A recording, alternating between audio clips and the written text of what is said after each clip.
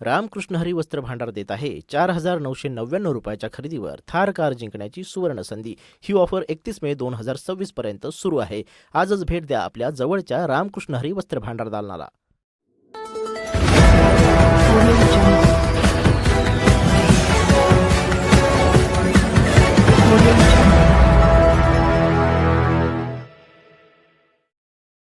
मध्ये की केंद्र सरकारने 6 मे 2025 रोजी ऊसाची आधारभूत वाजवी किंमत जी जाहीर केली आणि त्यानुसार आपला हंगाम 2025-26 ची भीमाशंकर सहकारी साखर कारखान्याची केंद्र सरकारने जो देशामध्ये जो कायदा लागू आहे की किमान आधारभूत किंमत एक रकमी दिली पाहिजे आणि ती रक्कम आपली प्रति टन 3272 रुपये 14 पैसे हा दर येत होता आणि त्यानुसार भीमाशंकर सहकारी साखर कारखान्याची संचालक मंडळाची सभा ही 7 डिसेंबर रोजी 7:12 कारखान्यावरती झाली। त्या सभेला देखील मी उपस्थित होतो आणि त्या सभेमध्ये FRP आपली 3272 रुपये 14 पैसे येत असताना आपण ती 3275 रुपये प्रति टनाप्रमाणे दिली पाहिजे असा विषय मी विषय क्रमांक 7 मध्ये त्या ठिकाणी मांडला, परंतु तो विषय त्या ठिकाणी मान्य न करता प्रति टन 3100 रुपये देण्याचा निर्णय घेण्यात आला आणि मी त्याला सांगितलं की याच्या बाबत माझं स्पष्ट म्हणणं आहे की तुम्हाला कायद्याप्रमाणे 3273 रुपये आपण जर दिले नाहीत तर तुम्हाला FRP रकमेवरती 15% व्याजाने शेतकऱ्यांना पैसे द्यावे लागतील। आज कारखान्याला 10-12% आपल्याला त्या ठिकाणी माल साठ्यावरती कर्ज मिळत असताना तुम्ही कारखाना अडचणीत आणू नका, तुम्हाला उद्या 15% पैसे द्यायला लागतील। तर माझं म्हणणं त्या ठिकाणी ऐकलं गेलं नाही। मी त्यांना सांगितलं की माझं मत हे तुम्ही प्रोसिडिंगला लिहून घ्या आणि नाही जर त्यांनी लिहिलं तर मी 8 तारखेला लगेच कारखान्याला हे पत्र कार्यकारी संचालकांना दिलं की जर तुम्ही 3 दिवसामध्ये म्हणजे 12 डिसेंबर पर्यंत जर त्यांनी ती रक्कम 11 डिसेंबर पर्यंत जर दिली नाही FRP प्रमाणे तर मी साखर आयुक्ताकडे तक्रार करेल। 11 डिसेंबर पर्यंत त्यांनी ते पैसे 3273 प्रमाणे दिले नाहीत, मग 12 डिसेंबरला मी साखर आयुक्ताकडे तक्रार लेखी स्वरूपामध्ये केली आणि त्यांना सांगितलं की आम्हाला ह्या प्रकारे भीमाशंकर कारखान्याने पेमेंट आम्हाला दिलेलं नाही। ही माझी तक्रार प्रादेशिक सहसंचालक आणि साखर संचालक या दोघांकडे केली। 2 तक्रारी होत्या, एक की भीमाशंकरची वार्षिक सभा झाली त्याच्यामध्ये अजिंठ्यावरती विषय क्रमांक ते विषय क्रमांक जो 7 होता की सन 24-25 या आर्थिक वर्षामध्ये जो भाग विकास निधीचा खर्च कारखान्याने 7,22,00,000 रुपये त्या ठिकाणी केला त्याचा कुठल्याही प्रकारचा उल्लेख आर्थिक पत्रकामध्ये त्याच्यामध्ये केला नाही, फक्त त्या खर्चाची मंजुरी त्यांनी आयुष्य होता। या 2 तक्रारी केल्या आणि मी त्यांना सांगितलं की साहेब किती तारखेपर्यंत आम्हाला न्याय मिळेल? ते म्हणले जर तुम्हाला आम्हाला 15 दिवसाचा अवधी त्या ठिकाणी तुम्ही द्या, याच्यामध्ये मी लगेच चौकशी करायला लावतो। आणि आपल्या सगळ्यांच्या माहितीसाठी की साखर संचालकांनी काल म्हणजे 22 तारखेला हे पत्र त्या ठिकाणी दिलं, एक कॉपी मला मेलवर पाठवली आणि प्रादेशिक सहसंचालकांना सांगितलं की याबाबत कळण्यात येते की वरील दोन्ही तक्रार अर्जाच्या अनुषंगाने तात्काळ चौकशी करून उचित कार्यवाही करावी, केलेल्या कारवाईचा अहवाल या कार्यालयात सादर करावा। हे 22 तारखेला पत्र त्या ठिकाणी देण्यात आलं आणि काल 23 तारखेला कारखान्याच्या वतीनं जाहीर करण्यात आलं की आम्ही 3273 रुपये याप्रमाणे शेतकऱ्यांना जी FRP प्रमाणे रक्कम आहे ती आम्ही त्या ठिकाणी अदा करू। मी एका शब्दात सांगेन की उशिरा सुचलेलं शहाणपण त्या ठिकाणी आहे, कारण 7 तारखेला आम्ही ज्यावेळी विषय मांडला त्याच वेळी दिला असतं तर लोकांना एक रकमी त्या ठिकाणी पैसे गेलेत। आज रोजी मी आपणा सर्वांना सांगू इच्छितो की नोव्हेंबर महिन्यामध्ये जे ऊसाचं गाळप झालं ते जवळपास 2.25 लाख टनाच्या दरम्यान गाळप झालं आणि 173 रुपयाप्रमाणे फरकाची रक्कम जी आहे ती जवळपास 4.25 कोटी रुपयाच्या दरम्यान होत आहे आणि हे 4.25 कोटी रुपये शेतकऱ्याला अडचण असताना देखील त्या ठिकाणी दिले गेले नाहीत. आता इथून पुढचे पेमेंट 3273 प्रमाणे द्यायचं त्यांनी काल जाहीर केलेला आहे, पण बोर्डामध्ये तो निर्णय घेतला गेलेला नव्हता, कारण चौकशीचा सशेमिरा लागल्यानंतर तो निर्णय जाहीर केला. तर आता 15% जवळपास 5.25 लाख रुपयाची फरकाची रक्कम आहे. जसं FRP एक रकमी द्यायला भाग पाडलं तसं देवदत्त निकम हा शेतकऱ्यांचा प्रतिनिधी म्हणून कारखान्यामध्ये 25 वर्ष काम करतोय. चेअरमन म्हणून पण मी काम 10 वर्ष केलं, संचालक म्हणून. मी आज सर्वांच्या समोर या ठिकाणी शब्द आपल्याला देतो का ही 5.25 लाख रुपयाची जी रक्कम आहे ती देखील शेतकऱ्यांना 15% व्याजाने द्यायला भाग पाडणार म्हणजे पाडणार. आता 173 रुपये जर दिले नसते तर हा 25-26चा जो गाळप हंगाम पूर्ण होतोय तर ही जवळपास 11 लाख टनाचं गाळप होत असून ही रक्कम जवळपास 19 करोड रुपयाची रक्कम होत असते. म्हणजे या एका निर्णयामुळे आज तुमच्या खात्यामध्ये 19 कोटी रुपये शेतकऱ्यांच्या त्या ठिकाणी जमा होणार आहे. मी दुसरी गोष्ट प्रामुख्याने आपल्याला नमूद करू इच्छितो की आपण नुसतंच म्हणायचं भीमाशंकर कारखाना एक नंबर आहे, आमचं दुमत नाही, आपण टॉपला होतो आणि टॉपलाच राहिलो पाहिजे.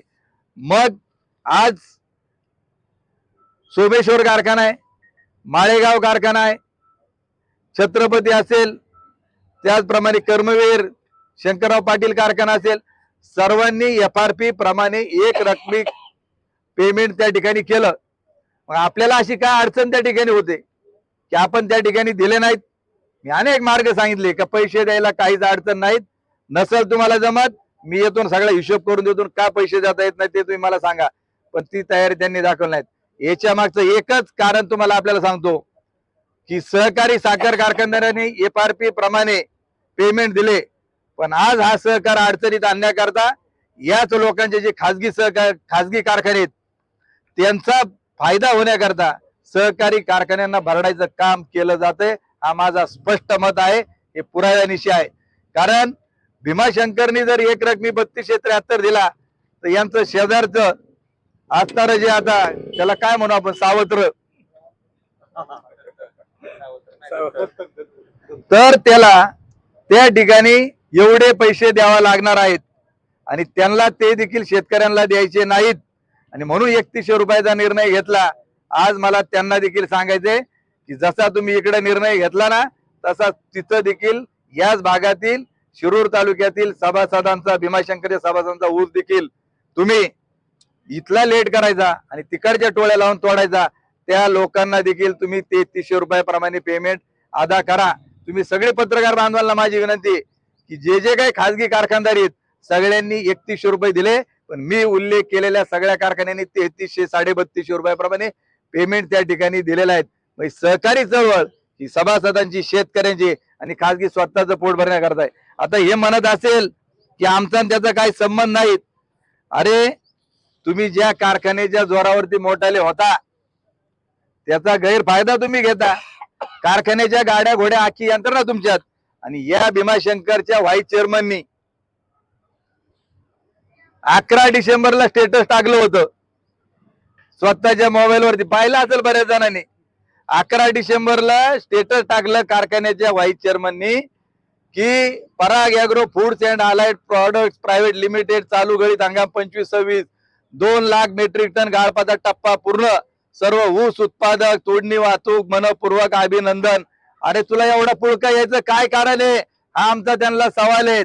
म्हणजे यांचे खायचे दात वेगळे आणि दाखवायचे दात वेगळे आणि ही लुटालूट चाललेले आहेत. म्हणून आमचा लढा जो आहे हा भीमाशंकर कारखाना हा वाचला पाहिजे, सुरक्षित राहिला पाहिजे, याच्याकरता आमचा लढा आहे. आज रोज हा राजकीय अड्डा म्हणून बसलेला आहे. इथं जेवणाच्या खानवळी इथं चालल्यासारख्या यांची मगजमारी या ठिकाणी चालू आहे. ही तुमची काय प्रायव्हेट प्रॉपर्टी नाही, तुमचा आहे ना हा खासगी कारखाना तिकडं. माझा सवाल त्यांना एकच आहे की ज्यावेळी तुमच्या खासगी कारखान्याचं तुम्ही इथं स्टेटस, या कारखान्याचं व्हाईस चेअरमन तुम्ही कोण आहेत त्या कारखान्यात, तुम्ही इथला राजीनामा त्या ठिकाणी द्यावा आणि लयच तुम्हाला पुळका असेल तर तिकडे त्याचं गुणगान त्या ठिकाणी गात राहावं. हे मला देखील त्यांना स्पष्टपणे सांगणं या निमित्ताने आहे की आज गेल्या वर्षी देखील असाच एफआरपीचा विषय निघाला वन स्ट्रोक, तर त्यावेळी देखील बोर्ड मीटिंग मध्ये मी हे प्रोसिडिंगची नक्कल माझ्या हातामध्ये आहेत. 2630 रुपये हे म्हणत होते. मी मागणी केली की 3000 रुपये त्या ठिकाणी दिले पाहिजेत. म्हणलं माझं म्हणणं प्रोसिडिंगला घ्या, नाही तर मी तक्रार त्या ठिकाणी करेल. आणि त्याच वेळी माझं म्हणणं प्रोसिडिंगला मांडलं गेलं आणि 2630 ऐवजी 2850 रुपये देखील त्यावेळी वन स्ट्रोक देण्यात आले. म्हणून आज आम्ही या ठिकाणी जे लढतोय शेतकऱ्यांच्या हक्कासाठी लढतोय. त्यांचे घामाचं दाम त्यांना मिळालं पाहिजे. जसा आज एफआरपी प्रमाणे आपण पैसे त्या ठिकाणी एक रकमी घेतलेत, तसेच जे भाग विकास निधीचा दुरुपयोग निवडणुकीमध्ये करण्यात आला त्याचं देखील चौकशी करून तो देखील न्याय आपण मिळवून दिल्याशिवाय राहणार नाहीत. त्याचबरोबर ऊस उत्पादक जे आहेत, गेले 10 वर्षे ज्या सभासदांनी कारखान्याला ऊस त्या ठिकाणी घातलेले आहेत त्यांना देखील सभासदत्व करून घेण्यात आलेलं नाही. तर त्याच्यासाठी देखील आम्ही लढतोय आणि ते देखील लवकरात लवकर ऊस उत्पादकांना सभासद घेण्यास आपण भाग पाडू.